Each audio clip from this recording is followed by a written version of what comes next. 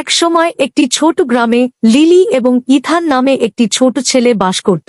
Ethan দুঃসাহসিক ছিলেন এবং তাদের বাড়ির কাছের জঙ্গল অন্বেষণ করতে পছন্দ করতেন। যখন লিলি একা ঘরে ছিল, অঙ্কন এবং পড়ার মতো সাধারণ জিনিসগুলিতে আনন্দ খুঁজে পেতেন। এক রৌদ্রোজ্জ্বল দিনে ইথান লিলিকে বনে একটি দুঃসাহসিক কাজে যোগ দিতে রাজি করায়।